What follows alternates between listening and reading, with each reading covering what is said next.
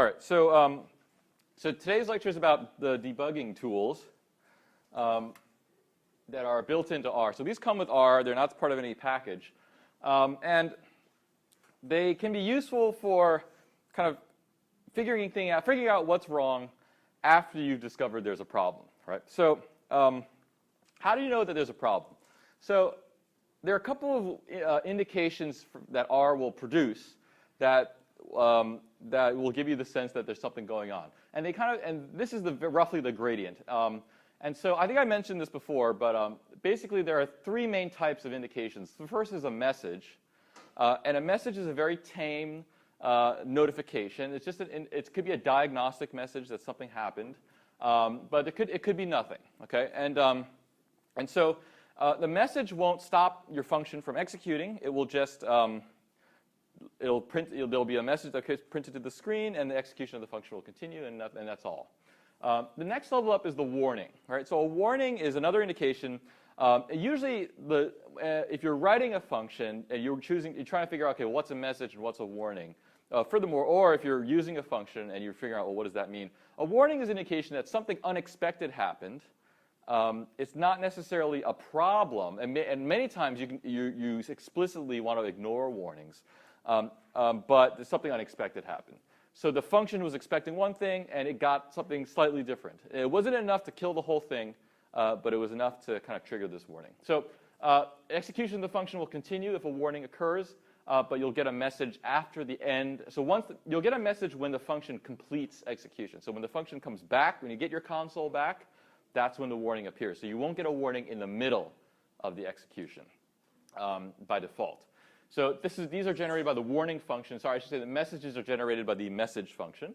And then an error is the last stop, right? So an error is a fatal problem. This stops execution of the function, and error messages are produced by the stop function. And then there's a general notion of a condition, which is it's a higher level concept. All three of these things are conditions.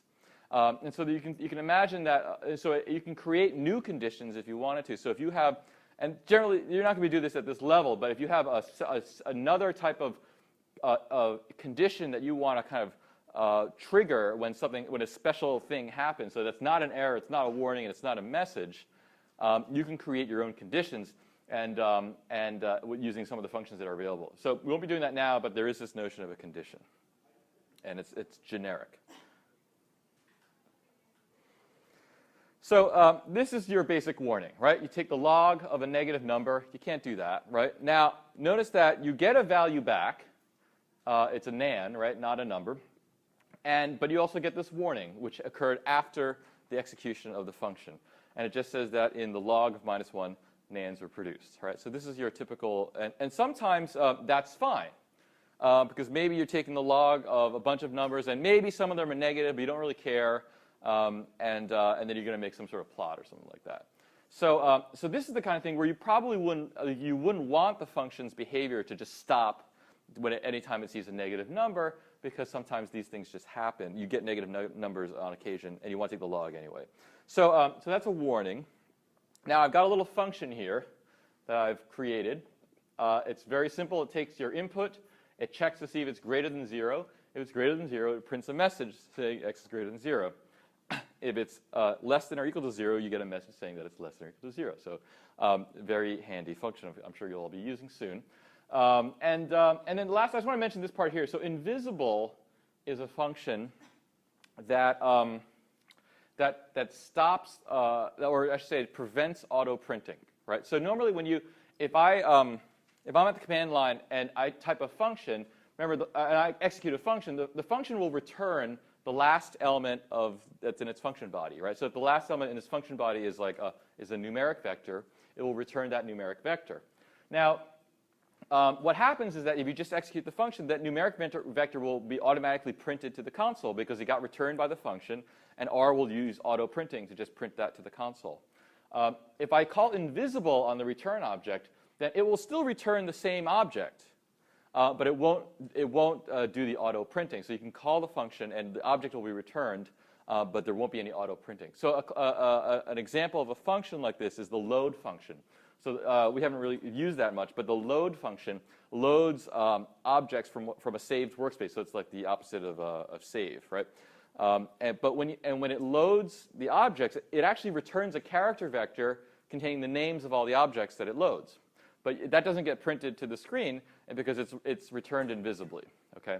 So if you have a function that returns something invisibly, then what happens is that the object that gets returned by that function doesn't get printed to the console.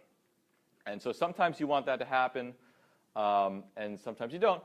Sometimes it doesn't matter. So here I just added this here just so I can tell you about it. It's not particularly important.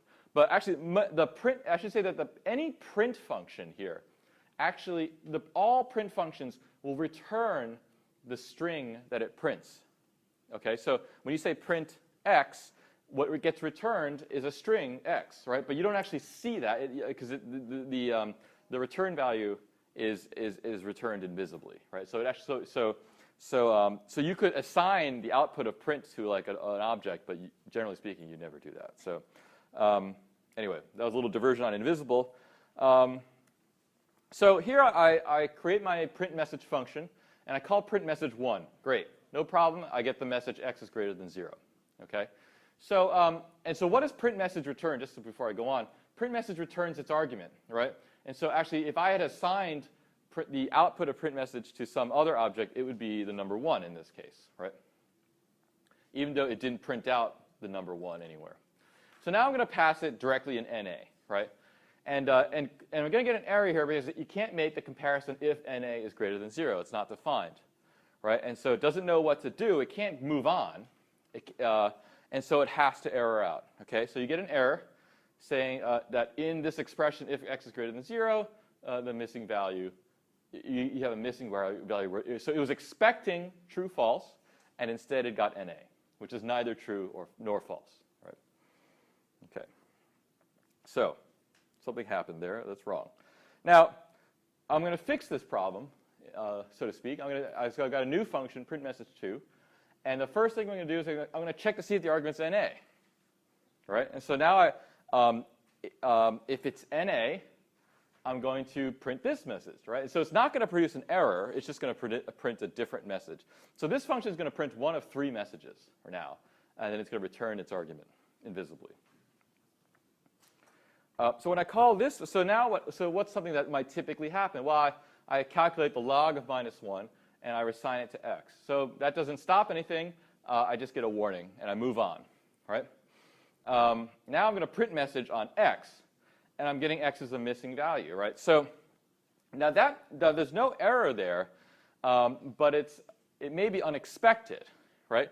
Because maybe I thought that, okay, well, the thing that I'm inputting into print message 2 is like some positive number, so I thought I was going to get the message x is greater than 0. But instead I'm getting this message x is a missing value. So what happened, right? And so this is the kind of thing where what you thought you were going to get, where your expectation is different from actually kind of what the function produced, right? And so all I'm trying to say here is, how do you know when something's gone wrong, right? So sometimes it's easy to tell, like in the case where we got the error message, but sometimes it's not easy to tell because here there's no error, but it's not exactly what I was expecting, okay?